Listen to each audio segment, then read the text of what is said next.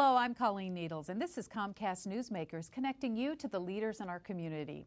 It has become one of the premier organizations of its kind in the nation, and has been an integral part of the Twin Cities cultural scene for over 25 years. We're talking about the Twin City Gay Men's Chorus, and here to tell us about this dynamic group is Artistic Director Stan Hill. Stan, welcome to Newsmakers. Thank you, Colleen. It's a joy to be here. Well, can you give us a brief history of this organization and your mission? Well, back in 1981, a bunch of guys got together and they wanted to sing. Well, who knew that that would last 27 years? It's because of the dedication and commitment of these guys and their audience that we've lasted as long as we have. You know, the lifespan of a nonprofit arts organization is not always very long. But our audiences have been supporting us for 27 years. Wow. Well, tell us a little bit about the repertoire and the performers. Well, most choir music is for what's called mixed choruses, women and men, SATB. Well, along comes men's choruses, and there's not that much. So we commission a lot of our own music. We're commissioning important new works. Music kind of speak to us, but yet are universal in themes so that they speak to our audiences, they speak to individuals, and they let the chorus tell their story. Well, give us an example of Well, one example is our new work that's coming up. It's called Through a Glass Darkly. And while it sounds a little dark, it's going to really educate and uplift. It's about meth addiction in our community. Unfortunately, this is as serious as anything we've faced in a long time. So rather than wait around until it's over, we're going to hit it right between the eyes, and we've commissioned some of the most glorious music you've ever heard that's going to tell the story of hope, of recovery, of what it is to be whole again. That is wonderful. Now, you are one of the largest gay choruses in the country. You tour, you record. What has contributed to the success and the longevity of this organization? I think it's our mission statement, gay men building community through music. And it's not just here. Last summer we went on tour to Alabama and Mississippi. We went to Georgia and Louisiana. We hit communities that were struggling. And yet in our wake, in Biloxi, Mississippi, there's the Gulf Course Gay Men's Chorus. They started up right after our tour. Building community was what it's about, because we have a wonderful GLBT community here in the Twin Cities. And we're supported by them. We're supported by the community of our audience, which is amazingly diverse and wonderfully supportive.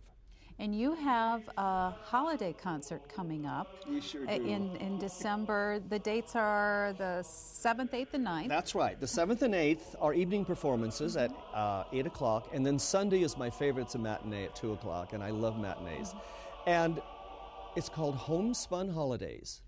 Everything about the home. We even had a little home in-house competition, and we had two guys compose carols for it. One of them is about the chaos of having Christmas dinner while your house is being remodeled.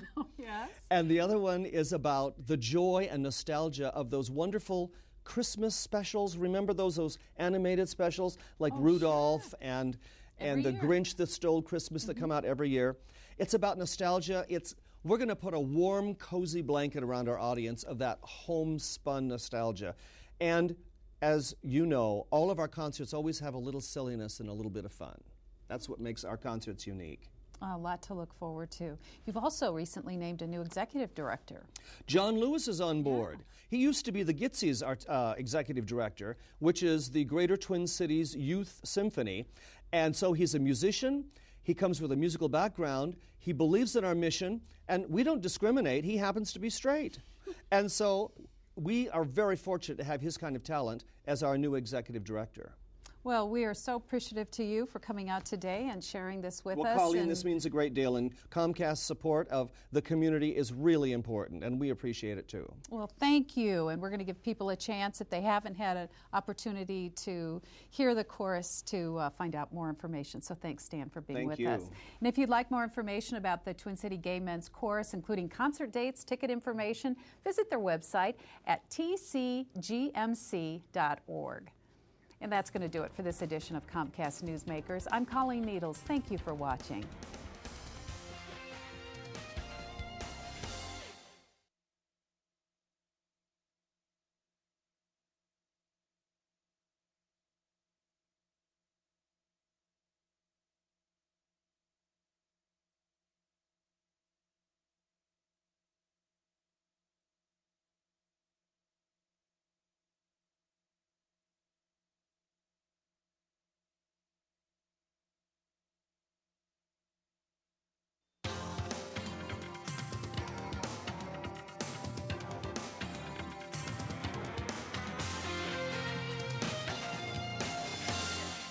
Hello, I'm Colleen Needles, and this is Comcast Newsmakers, connecting you to the leaders in our community. The work of the Salvation Army is often associated with the inner city, but the need for assistance is just as great in our suburban and rural areas. And here to tell us more is Major Ed Wilson of the Salvation Army. Major Wilson, welcome to Newsmakers. Thank you, Colleen. It's great to be here. Well, to start off with, what is, because it seems to change from time to time, what is the definition of poverty, and you know, has it changed over time?